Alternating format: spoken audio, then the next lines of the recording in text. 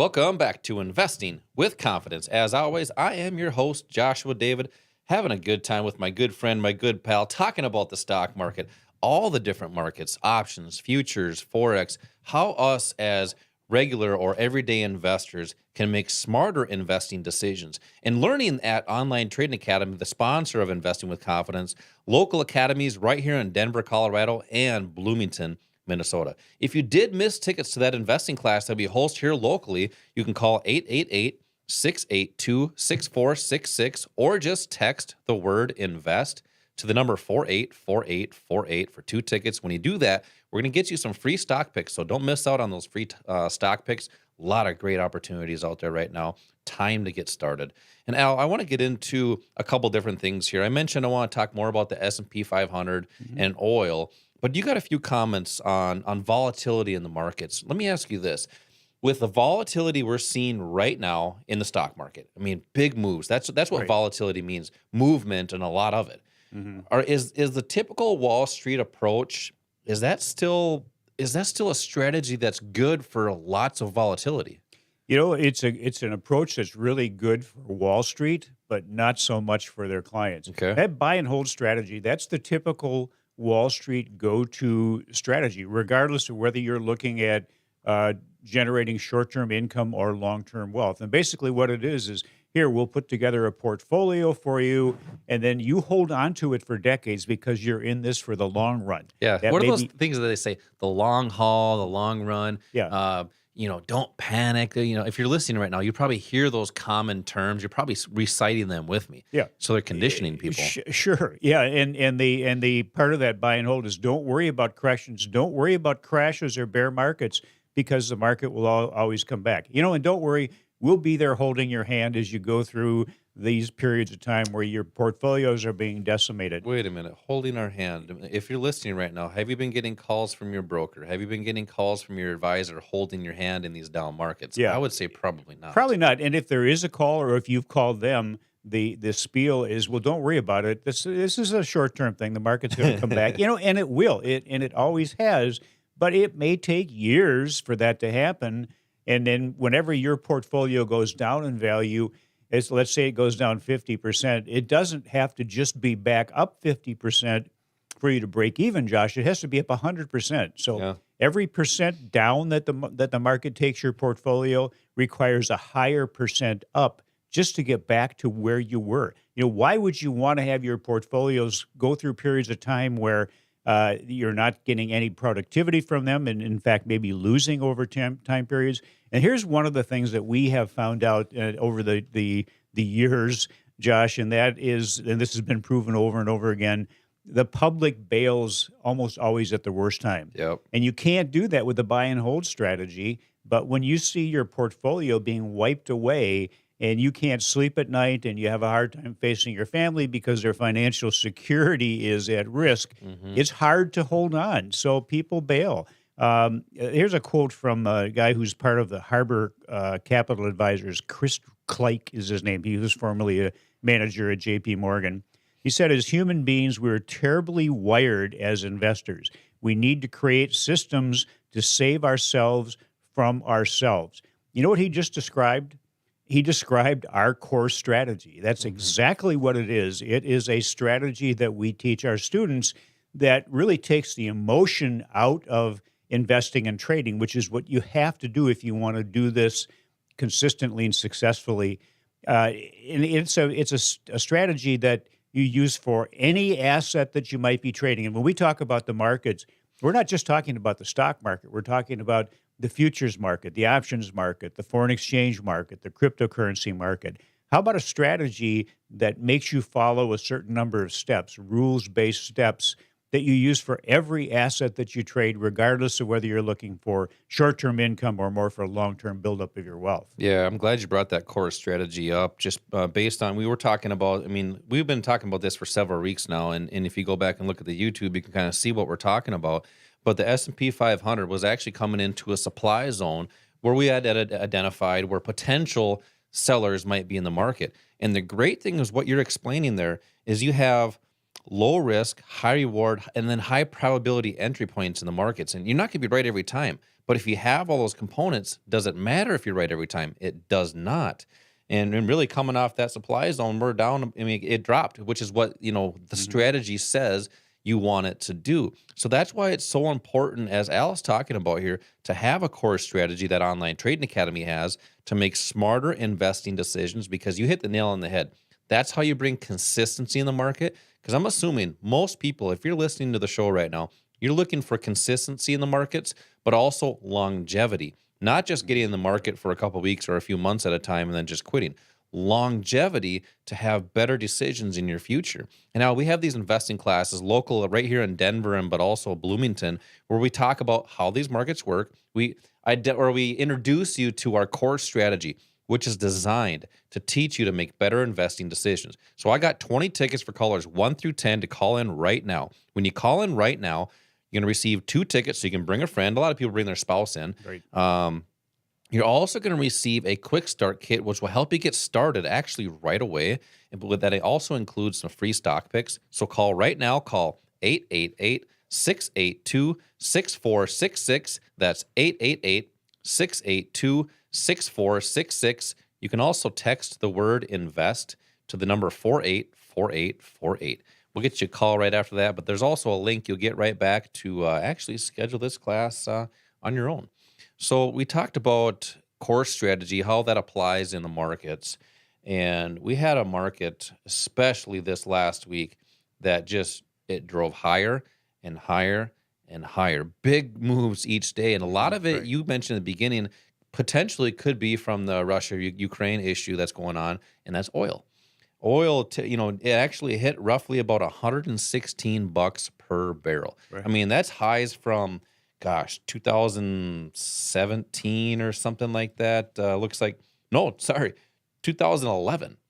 So we're back at high levels in oil, which we're seeing that at the pumps. I actually paid, $4 a gallon the other day, which, gosh, I tell you what, that's not fun. No, at some point in time, you may be looking at that as a reasonable price. Exactly, yeah. But there was opportunities in the oil market. So people are afraid of and worrying about inflation. How do you combat that? How can investors potentially use the markets to hedge from all this inflation and commodity prices and food and everything? Yeah, well, let me talk about oil for a minute, because when you think about it, oil, it doesn't just impact you when you fill up your gas tank. You heat your homes with oil and gas. Products are made with petroleum. I mean, it impacts so many parts of our life. And what's happened is, we became, at one point in time, we were an exporter of oil. Now we're an importer of oil.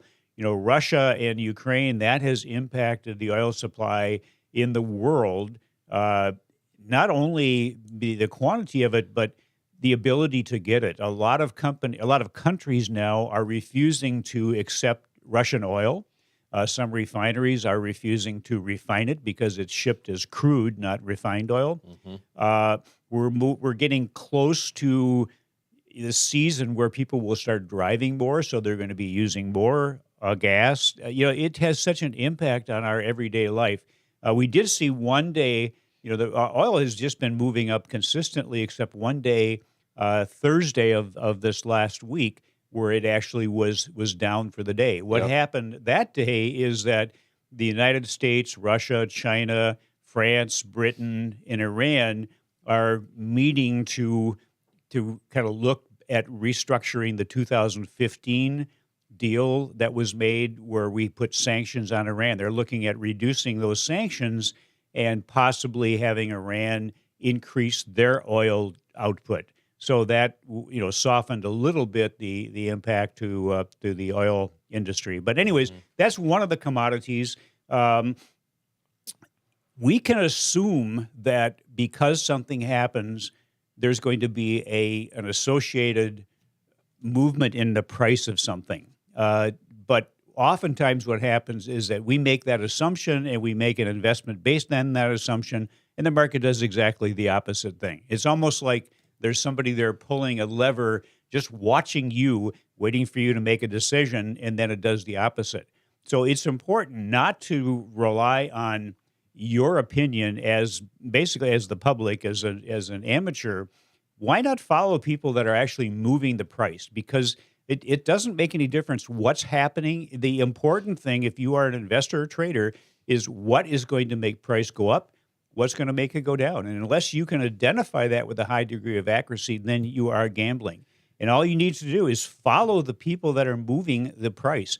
It's too late. When you see an institution take a position in something and it's moved the price up, you can look at it and go, oh, hey, I just identified where an institution made a trade. It's too late. What you have to do is be positioned where their unfilled orders are and when they become filled orders. But you want to be positioned at that level, at that price, to make sure that you're in when the movement starts. That's where the highest quality trade takes place. Yeah, and just to give an example of, we're talking about oil. That's actually the futures market, and I want you to kind of explain that a little bit in a second here. But to give an example of the opportunities using leverage with the futures market. So, for example, and this is just an example. Oil was at $106 for a low on that Thursday, and a high of $116, which is $10. One contract of opportunity there's $10,000 of opportunity with one contract in the oil market. That's what leverage gives investors the opportunity to utilize. Right. So go a little bit deeper into futures on how us as everyday people can get into the futures market. Yeah, futures, the foreign exchange market called the Forex market, and options are assets that trade with leverage. And what Josh was talking about there is that the brokerage firms will allow you with the margin account to invest in something that is a multiple of what you have in your account. So with the futures market, that leverage can be anywhere from 20 to 1 to maybe 100 to 1 or more. Same thing with options. The foreign exchange market is typically 50 to 1. That's huge leverage. That's really maximizing the value of your money. That's what most of our students are doing. Most of our students come into our academies knowing about the stock market and mutual funds, which is a good thing. At least they're looking at something that's part of the market. They realize that there's a benefit there. What we're showing you is how to increase that benefit and invest in something maybe that you haven't heard about, nothing about. But it's just because no one's teaching you doesn't mean that they're out of range for you, that they're out of bounds for you. You can trade those things. You just have to have the right education to understand what they are. The futures market is basically it's what it says. You're looking at what the value of something will be in the future. It can be oil. It can be gold, silver, currencies. It can be the commodities like wheat, corn, Josh's favorite, lean hogs. Someday we'll do a show on why he likes lean hogs. But the commodities have been just on fire. The S&P, the Dow, and the NASDAQ have been down for the year.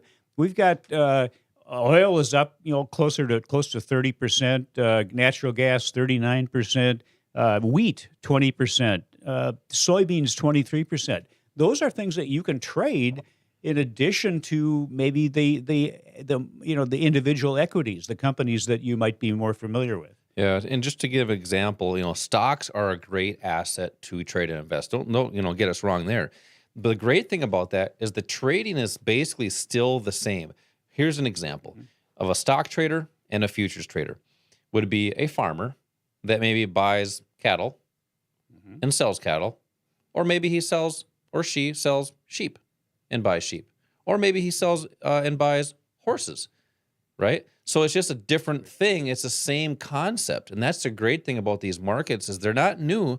They're just a little bit different. And understanding all these markets, I talked about the futures market with oil, the opportunities there with using less cash because the brokers require less. It's not, we don't do that. The broker requires less. Right. So it gives you more capital efficiency. That allows pretty much any type of person get into the market. But you got to learn how to do it no matter what you're going to trade. Stocks, options, futures, Forex. Don't just get in the market and just put your hard-earned money in the market. Learn how to do it first. Right. Learn the skills and techniques. We have investing classes to get started with that. Callers 1 through 10, I want to give away 20 tickets. Call 888-682-6466. Locally here in Denver and Bloomington, 888-682-6466. Al, coming up next, I want to talk more about these commodities like gold, but also we got Snowflake coming up. We had some great, or actually rough earnings there. Big drop, I believe it was, in Snowflake. We'll talk about that coming up next.